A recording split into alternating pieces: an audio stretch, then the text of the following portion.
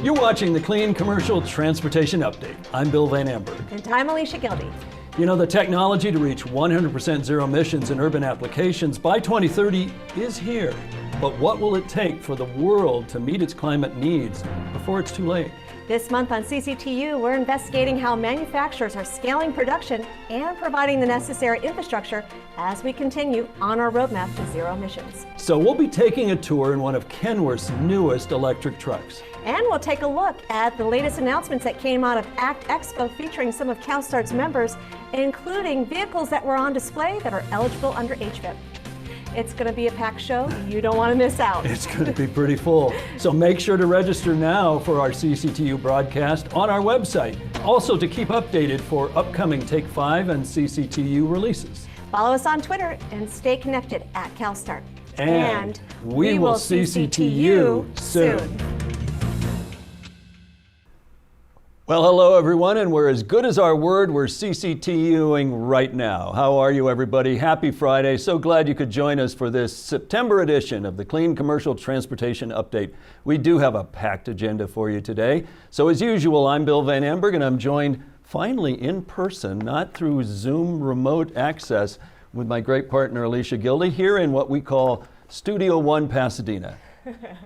Hi, Bill, and hello, everyone. How exciting. I can't believe this is all happening right now, but it wouldn't happen without our incredible team that's helping us behind the scenes.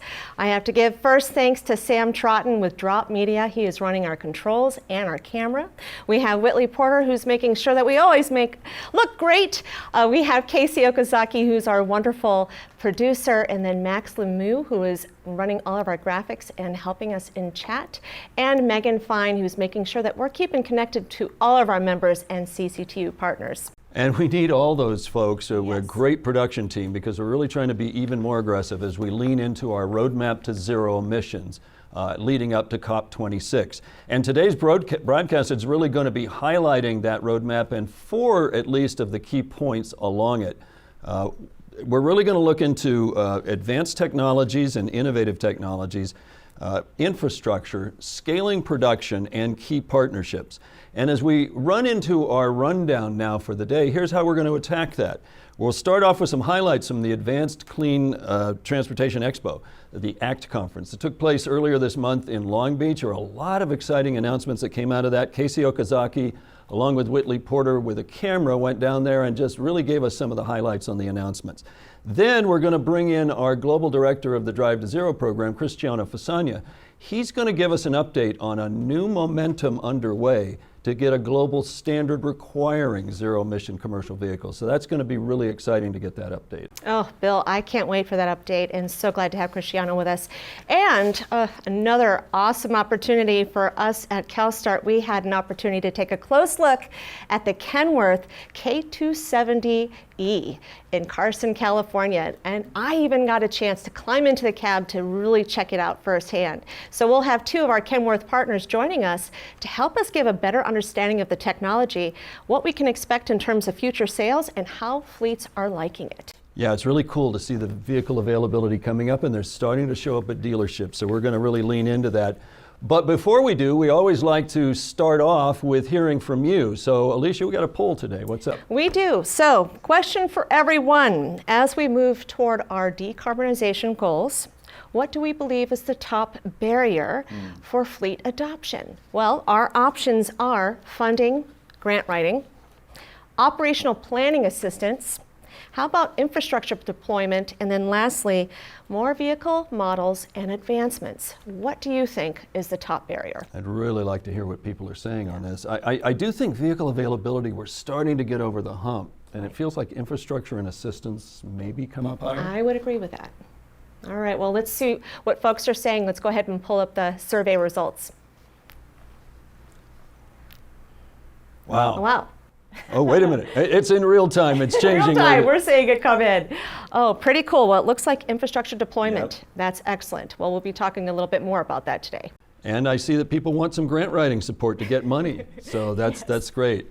Well, super. So let's launch into our news segment. And Max, if you'd pull up those first slides, I think one of the things that's a little sobering this week that we really have to grapple with is what's going on with quantifying the impacts of carbon emissions. There's a new study that's come out of the researchers at Columbia University, including the Earth Institute, and they've quantified something that they actually call the mortality cost of carbon. Basically, how many extra people are being killed around the world every time we emit more carbon into the atmosphere.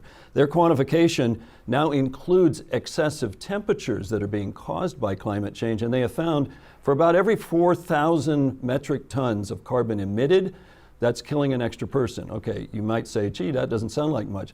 That equals about what 3.5 Americans put out in their lifetime. That would mean that Americans alone are going to be responsible for about 100 million deaths from climate. So it's something we really have to start grappling with and taking immediate action on. Oh, Bill, I agree. And the next story that I wanted to share with everyone, and I imagine that a number of us have felt the extreme hot summer days that we've experienced. Well, a new BBC analysis came out to say that temperatures have increased. The number of days of hot temperatures of 122 Fahrenheit has doubled since 1980, and it's all attributed to the burning of fossil fuels, 100%. We also noticed when Hurricane Ida hit, it wasn't the hurricane that killed people on the Gulf Coast, it was the high temperatures that followed. So this is something we really we just have to get the action geared up. And I will say some good news on action being taken. So the state of New York has actually enacted some really aggressive rules. Very exciting. They're calling for, the governor just signed legislation that would require 100% zero-emission cars and pickup trucks by 2035. That aligns it with California and many nations around the world. But more than that, they've actually added on top of that an alignment with California's Advanced Clean Truck Rule, which would require by 2045 zero-emission trucks and buses. This is really a big step for them. And I will say Illinois also this week signed a Climate Jobs Act that is going to require 1 million EVs in Illinois by 2030. So we're starting to see the states leaning into this action. I love it. And from a gal who just moved from New York, I'm just so proud to see all the great activity and action to really be aggressive at advancing zero-emission technologies. Well, talking about infrastructure, we have a report from the International Council on Clean Transportation that took a close look at if we're going to meet 100% zero-emission truck goals by 2040, what's the magnitude of infrastructure and what are going to be the costs? Well, to take a look at those stats, let me just share a few of what we've heard. So they looked at the diesel counterpart to really help understand the energy demand that we can anticipate with the growth of sales over time. They were able to use that analysis to break down what will be the percentage of battery electric versus hydrogen fuel cell trucks that will be driving long haul. They looked at various scenarios for charging as well as hydrogen refueling. And then when it came down to the amount of funding that's going to be required, it was pretty impressive. And it's really great that we're seeing some federal incentives that may support the infrastructure development we need to see along corridors. But ultimately, by 2050, we're going to see a need for $238 billion to support the infrastructure we're going to need to deploy these zero-emission trucks. Which is why we need to get started now. We need to start building out these corridors immediately and act on it every year. The numbers are a lot smaller if you eat away at it than if you wait till the last minute. That's absolutely true. Well, one big milestone that's really exciting this week, we'll just touch on really quickly, but a company that a lot of people keep an eye on, Nikola, and their partner in Europe, Iveco, have opened and publicly unveiled a manufacturing facility, a joint facility where they will build electric trucks in the European marketplace. They say they will be in production with the Nikola Tre battery electric vehicle by the end of this year. Some of those vehicles will come to America, and by the end of 2023, they hope to be moving on their fuel cell version. So that's a big, real step for Nikola. That is a big step, and good for them. Well, excited to feature the next story. BYD announced 2 of their new battery electric trucks at the ACT Expo. We're going to be giving a little bit of the highlight later on that. But what was really great, they unveiled their 3rd generation, their heavy-duty battery electric truck, which is their 8TT, as well as their medium-duty 6F. These 2 vehicle applications are going to be able to support regional haul and distribution, and the Class 8 will be able to support drayage. So this is great, and what we're going to need in California as we're looking at our Project 800 goals. Really great to see that coming out.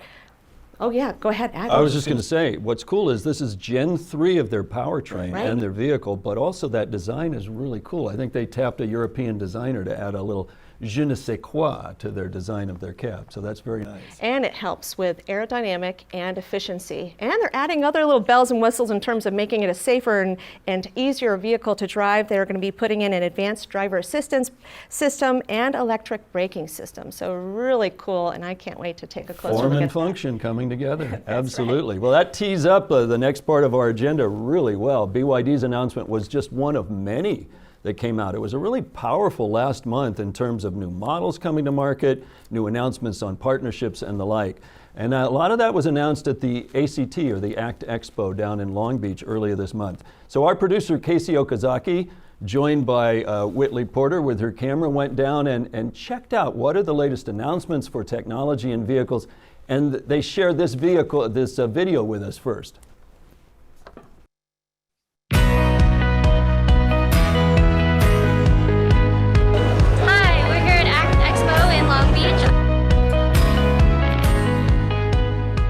It's an exciting time in the industry. There's a lot going on. There's a lot of investment. There's a lot of regulatory pressure, and we're seeing from a lot of our customers that corporate commitment on sustainability. So people are very interested in the topic. Regulation is a big impact, without a doubt. But that really is driving a lot of that investment from the suppliers to say, look, if in the future, in 2040, 2045, whatever that date is, I cannot sell a combustion vehicle, I better have a portfolio of product that I can sell. So they know that they need to start investing now, because it doesn't happen overnight.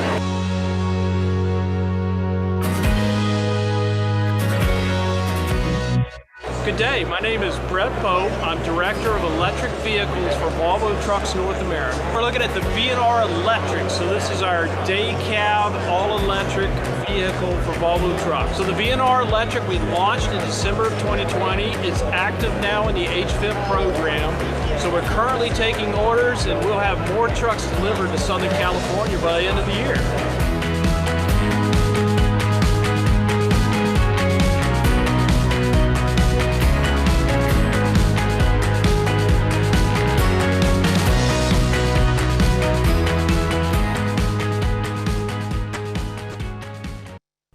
Don't you like rocking out with trucks? I mean, I'm sorry, maybe I'm a geek, but that's pretty fun. That's why we make great partners. Yeah.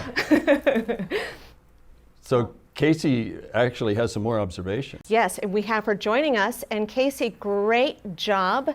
Tell us about your experience at ACT Expo. You certainly did a great job with Whitley, covering all the vehicles and awesome vendors on display, and we're able to talk to a couple key partners.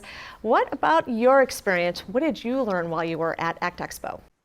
Well, thank you, Bill and Alycia. It was great to be at ACT Expo. It was actually my first industry in-person event since, the pandemic has started, but I definitely thought it was very powerful to see the industry coming forward. I think that our industry showed all the advancements that they've made, especially during these difficult times. It had a lot of diverse booths, and like Bill, you had mentioned, there was a lot of zero-emission solutions, of course, in the Expo, and there was definitely an exciting energy.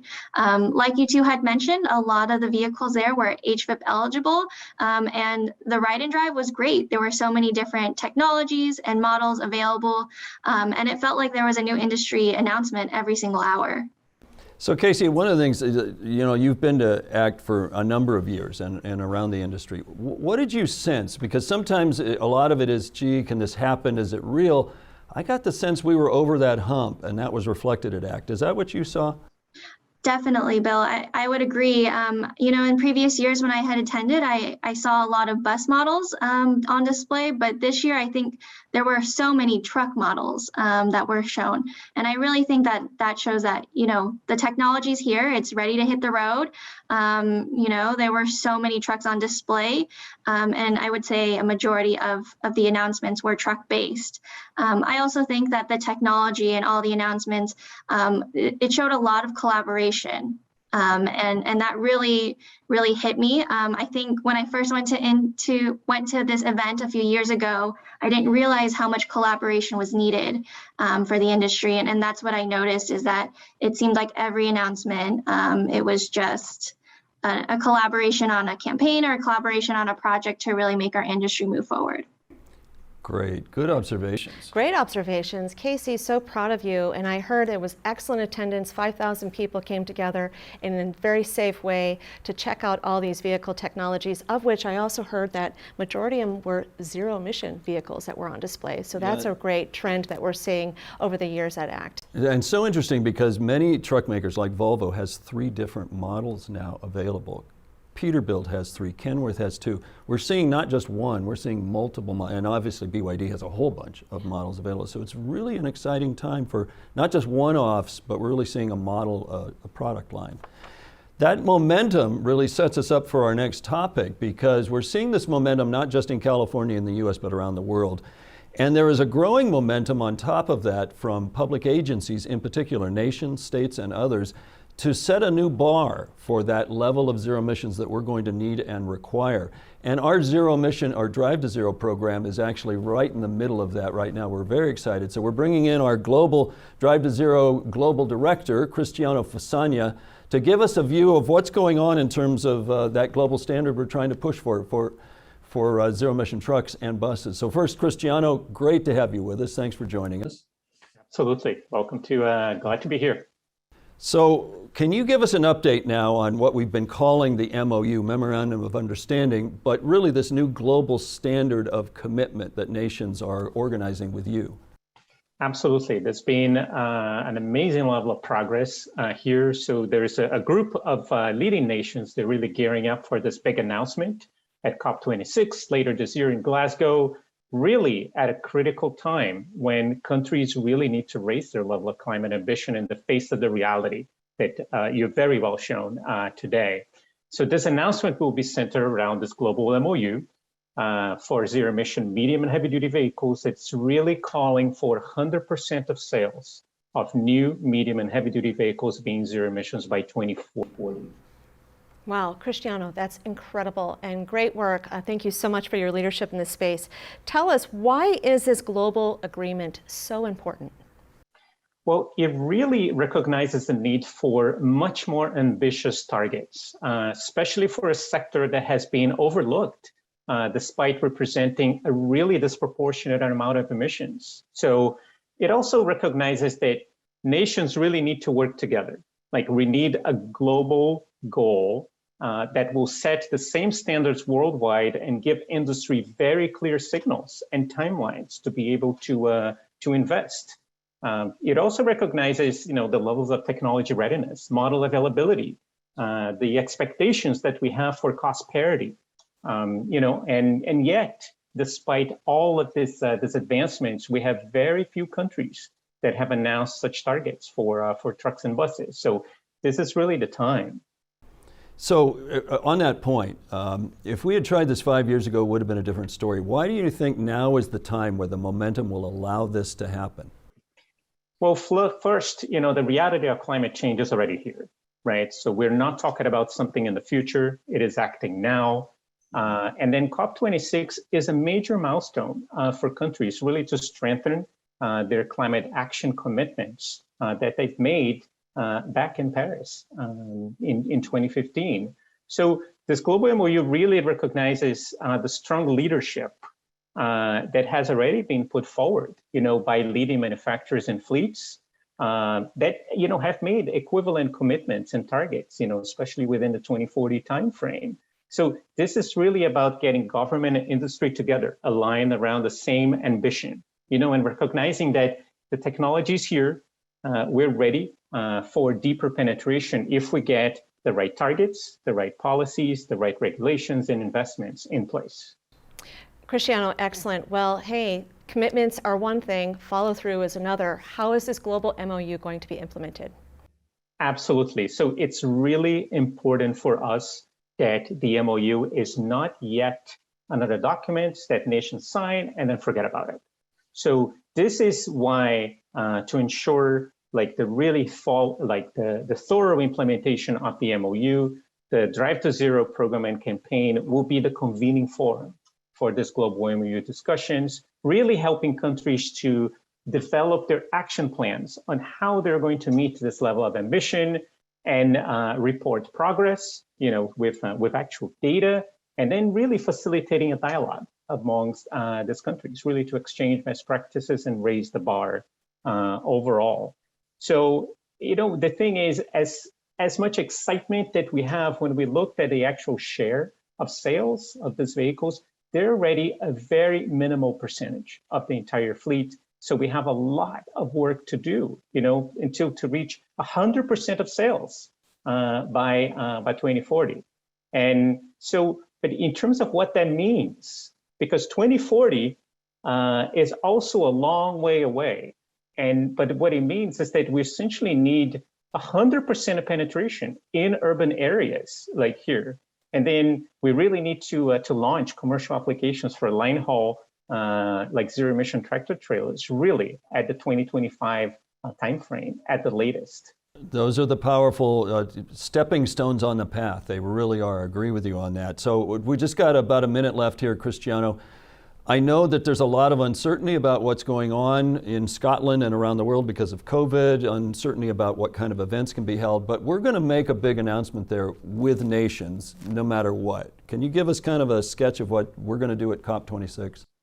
Yeah, as you might expect, there's still a lot of uncertainty in terms of the format of COP26 and the degree to which discussions will be in person or hybrid.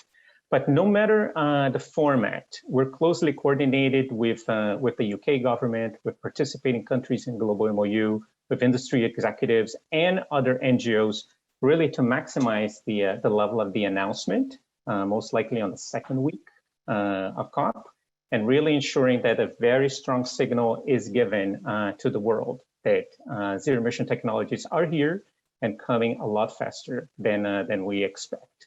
And then finally, we're also bringing all of this engagement together, like in a digital hub that will really connect, the ambition of this announcement with the reality of the technology. So very exciting developments coming here. Thank you so much, Cristiano. And that is, I'll be joining you in Europe for COP26. So there's really exciting times, and we'll be rolling out kind of these breakthroughs and these milestones as we get the digital hub up and a variety of other announcements. So that's going to be so exciting. So our last segment goes right back to what we talked about before, and that is really looking at the fact that these technologies are not just real, they're starting to move out into the marketplace. So in our final segment, we're going to be looking at one of Kenworth's newest electric trucks, and Alycia talked about it earlier, the K270E, one of several platforms they actually have. Alycia, you got a hands-on with it. What'd you think? Oh, it was great. I really see huge potential in this truck. For me, it was comfortable, it was quiet, easy to drive, and guess what? It's customizable for fleets. Big shout out to my friend Gabrielle Ortiz, who gave me a good tour of this vehicle and gave me the opportunity to take a very close look. I know, Bill, we have some video of a couple interviews we had with two of our Kenworth partners, and put a really great video for everyone to check out. Yeah, so right now, dealers and others are saying if you get your hands on it and you ride in it, it changes your mind. So we're going to talk to a couple of the key leads who are helping fleets make their purchase decisions from Kenworth. And let's roll that video as they describe what they're going to do with it and their plans for the 270E.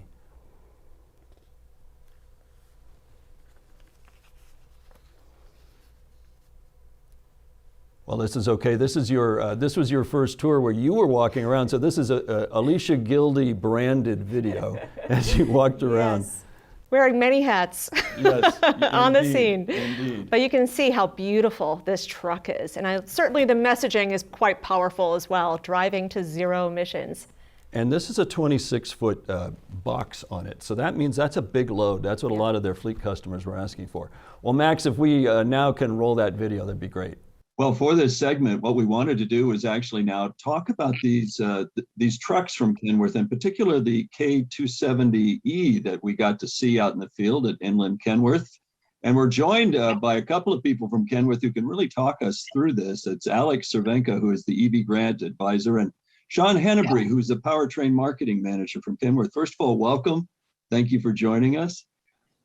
Can you tell us a little bit more about this vehicle? I think this cab over chassis, the great turning radius and all of that is cool, but it also has up to 200 miles of range. This is a pretty capable vehicle.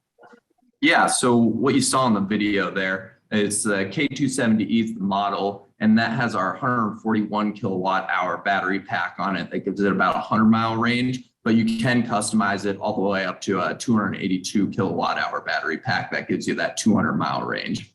Yeah, and that's our Class 6 26-foot box truck. So really good. It's a non-CDL truck, so any driver can kind of get in and start driving, just turn the key and go. It's got a 360 horsepower Dana Sumo motor with about 2,035 pound-feet of torque, so good bit of power. And we can also spec that up to a Class 7 K370E as well. Great. Go ahead, Alycia, you jump in. No problem. Well, hey, thanks so much, you guys. And it was great having an opportunity to meet with Gabriel and to walk around the truck. Tell us a little bit about the infrastructure that's needed to power the truck. At what level of power, what kind of steps do you take in terms of getting the infrastructure on the ground to support a fleet that would be deploying these vehicles? Right. So Kenworth actually partnered with Faith Technologies and Schneider Electric to do a full consultation service from site assessment, permitting, all the way through charger selection. And they have a full array of chargers to choose from, actually. Yeah, so we kind of take it on a case-by-case basis because it's not a one-size-fits-all kind of thing as it used to be with diesel and CNG. So basically what we do is we'll see what the fleets want to do as far as how many trucks they want to have in their fleets, what their plans are for expansion in the future, and we can start recommending chargers from there. So we do have a full lineup through PACKR Parts. So we have anywhere from a 20 kilowatt charger that you essentially just plug into a 240 volt outlet. You can go all the way up to a 350 kilowatt charger as well. Kind of the rough estimates as far as timelines and all that, you can figure for a 50 kilowatt charger, it's 1 to 3 months, and then up to a 350 kilowatt charger, probably looking closer to 6 to 24 months. And that one varies a lot, kind of depending on the site. Yeah, so it's really important. We've been talking to fleets about that too, but really giving people a sense. You got to have lead time out there. You're not just procuring a truck, you're kind of buying a system, and you've got to have the lead time to get that in. Absolutely. So, definitely a lot of change management going on. Yeah, and I think that flexibility that you have, where okay, you can do this pretty simply with power you probably have on site, but you could actually get a pretty fast charge into that truck is pretty powerful. Yeah, because depending on the charger, you can get the K270E charged in as little as 1 hour. And then if you go to the full battery pack, that's jumps up to about 2.5 hours. So pretty good turnaround then. Yeah, not as much downtime as people expected. Well, so with that, what kind of demand are you seeing for these zero emission trucks? You guys had this available on order to your customers last year. It sounds like you're actually starting to build right now and deliveries are starting. What are you hearing from your customers in demand? Yeah, we've actually had a ton of demand from all sorts of sectors and fleet sizes. So yeah, we're starting to deliver those validation units now and really getting it out there to the public, but there's definitely a ton of demand. Yeah, it's kind of cool too. A lot of different sectors that we plan for. So on the Class 8 side, we're having a lot of interest on drayage. So it looks like the Project 800 initiative is going pretty well there. A lot of municipalities are interested too. So they have a little bit more funding available so they can kind of get these into their fleets right away. But that's not to say that even a smaller fleet wouldn't be able to jump in, especially if they have some incentives on their side, such as HVIP. Well, Well, I interrupted myself, but that was really, really exciting there because, now that's 3 models that they've got available from Kenworth. And it's so knowledgeable. I thought their team was really good in walking these through. And I can't wait to see their Class 8 battery electric truck. They promised us a ride and drive on the test track. Yes, so, I can't wait for that. We're going to hold Alec and Sean to that.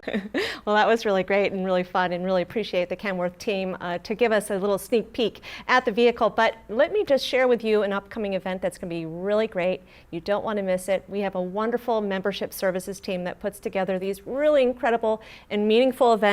We have our Fall Leadership Circle coming up this month, September 30th. Please check out that event. It's going to be on our website, and I know our team is going to put that in chat for you, but definitely an event you don't want to miss. Yeah, and I'll tell you what, for CalStart members, what they love about this is that it's very, it's a chance to meet one-on-one, face-to-face, where I think we have a chance to do some breakout rooms as well as some hybrid part of it. That is such a great, intimate venue. It is, and it's always conversations that are action-driven. How are we working together as we're thinking about our roadmap to zero emissions? It is all about these strategic partnerships and how we can move this industry forward. So definitely take a look, folks, and join us if you can. And I do know that some of those partnerships have come out of that meeting room, and sure. people have walked out with it. Sure. Well, thank you for meeting with us today. This has been really exciting to do from Studio One in Pasadena. Remember that our upcoming broadcast next week, we're going to have another Take 5 edition on the 24th, so don't miss that. And our next live CCTU will be on October 15th. But that's all we've got for today. Thank you so much for joining us. And I mentioned join us again from Studio One when we do it next time. But for now, I'm Bill Van Amburg. And I'm Alycia Gilde. And for our entire CCTU team, we will CCTU CCTU soon.